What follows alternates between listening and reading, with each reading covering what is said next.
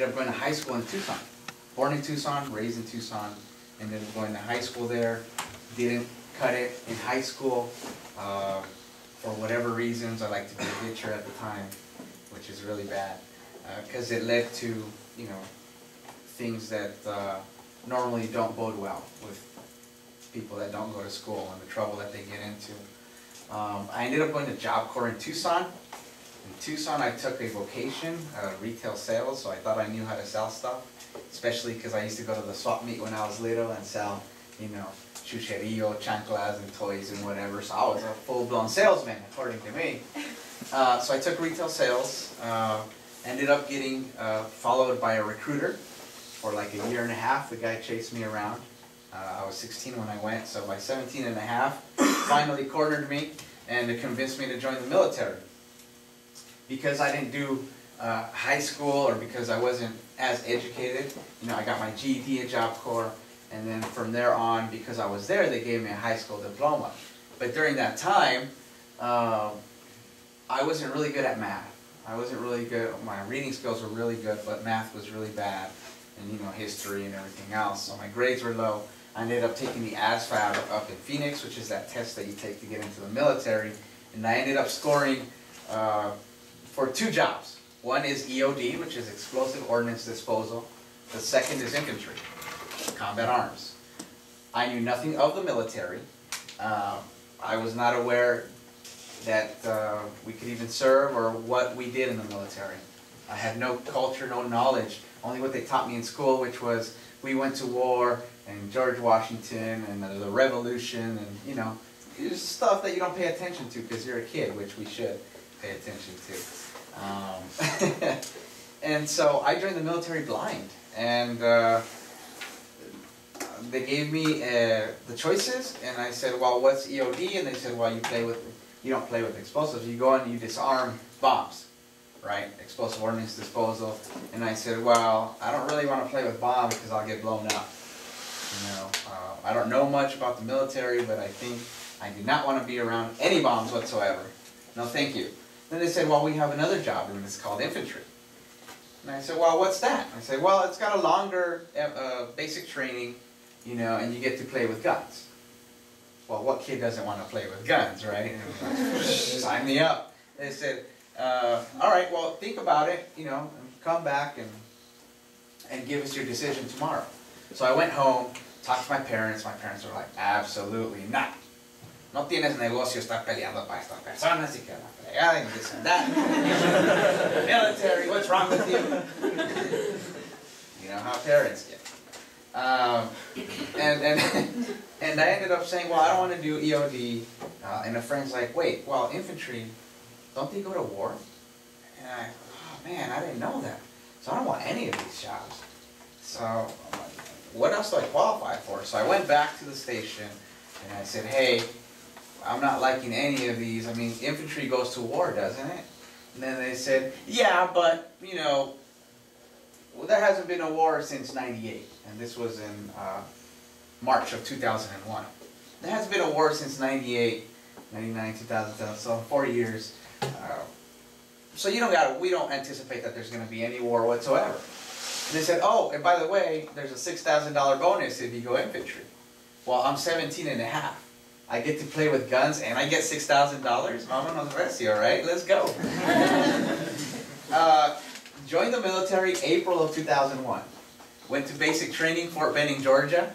Had to put up with the drill sergeants just hitting you in the head and stuff, you know, making you work your butt off. Huh? What's that? I'm like the drill sergeant of the course, that's how everybody looks at me. Oh yeah? Nice. We'll get you up here right now. You have your drill. So, a whole different experience. Mind-blowing, man. You know, being from the barrio, I wasn't used to people yelling at me and not standing up for myself. Letting go of that pride, because we're prideful, right? We don't want anybody stepping up to us or it's over. Going down. Freaking, I went down, not they. I beat my face to death. Push-ups, let's do it all day, every day. And it was an experience. It was a great experience because it teaches you how to be humble, teaches you humility, respect, and discipline. freshly done out of basic training. You know, our final road march for infantry is the FTX, the field training exercise. We road marched 25 miles. I did it on a fractured foot because of all the stress and everything else that you put your body through. Road march 25 miles with a fractured foot, was chewing on Motrin just to get it out of basic training. I hated that life. Made it happen. Was in the hospital, you know, getting my cast or whatever checked out when September 11th of 2001, we get attacked by the terrorists and the World Trade Center gets hit by some planes. At first, I can remember the moment. I was at the hospital standing in line. I was going to eat some chow, some lunch. And I look up at the TV and there's news reports. Boom! And it's a plane just crashed into the World Trade Center. I'm like, man, that guy's stupid. I mean, who doesn't see a big old building, right? Move the plane that way. And then the second plane hit. And then they started calling it a terrorist attack. And the third plane. Then another plane was hijacked and crashed to the Pentagon. So we knew right then that something was going to pop down. I ended up, they moved me to Fort Riley, Kansas, of all places. If you know Wizard of Oz, you think Kansas is tornadoes and nothing but flatland, right? And I said, well, I don't want to be in the land of tornadoes, but that's where they have their training, where you can get ready and go and learn all your stuff that you need to learn and, you know, be effective in combat. So we trained from October of 2001 to September of 2003 is when we got our orders. We deployed out there.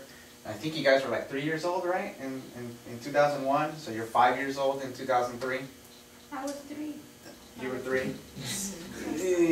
So it's interesting how fast time moves. The history that we go through, and you know, I feel like it was just yesterday, but you guys were like 5. You guys were watching, what was it? Was it Barney at the time? Dora. Dora? You guys had Dora? See, I'm a millennial, so you had Dora, Diego, and all that good stuff.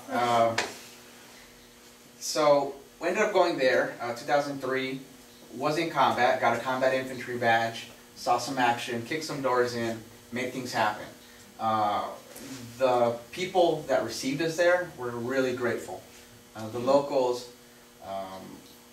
gave us thumbs up as we drive by. Thank you for being involved. Thank you for, you know, trying to liberate us and save us from this. And, you know, it was a great, rewarding experience. Was in an IED blast. I was in an explosion. Caught a little shrapnel and a little, you know, got a little dizzy there. But came back alive. And came back, decided to come make a difference. Something that you'll notice when you get out of the military, if you ever join, do you guys have any aspirations to join the military at all? A few? Cool. You know, weigh your options. There are a lot of options. You just don't have to go directly into combat. For people that love that, I mean, there's people that love that, like a lot. There are people, I didn't know what the heck to expect. When we were in the chopper going to Iraq and landing in the zone, I thought it was going to be like in the movies. I thought you were going to be like, get down and then fire, and then you know, you got to save your, you got to fight your way through where you're going. It wasn't that bad. We landed, you know, we went to our zone, took over an abandoned school, and stayed there. I'll elaborate a little bit more on a couple experiences I had there a little bit later down the road. But upon leaving the military, I was still in overdrive mode. I'm like, you know what, let's get this done, let's get things done. I still wanted to kick doors in.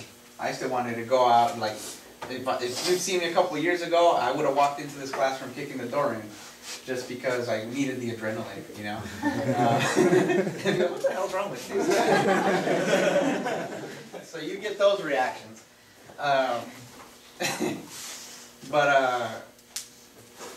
You know, the first thing I saw when I was out was the lack of discipline in people. In the military, you're going to learn leadership. You're going to learn how to be a leader, like your drill sergeant up there. This guy's lockstep, eyes forward.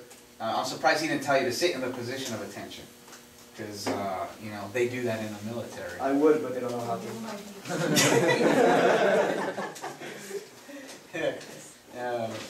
And And then, I don't know what they do for punishment, but they smoke us. The way they do it is either push-ups, or, you know, they give us the world's heaviest crayons, or the world's heaviest markers. And if you don't know what that is, you want me to give an example on the world's heaviest marker? Need a volunteer? Miss Fashion Statement, actually. Because you don't have your uniform. So hold your arm out. Grab this. Just hold it there. So.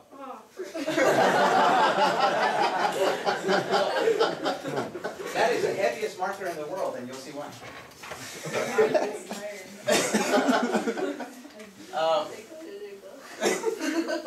Already? Come on. Yeah, you got some. You got it.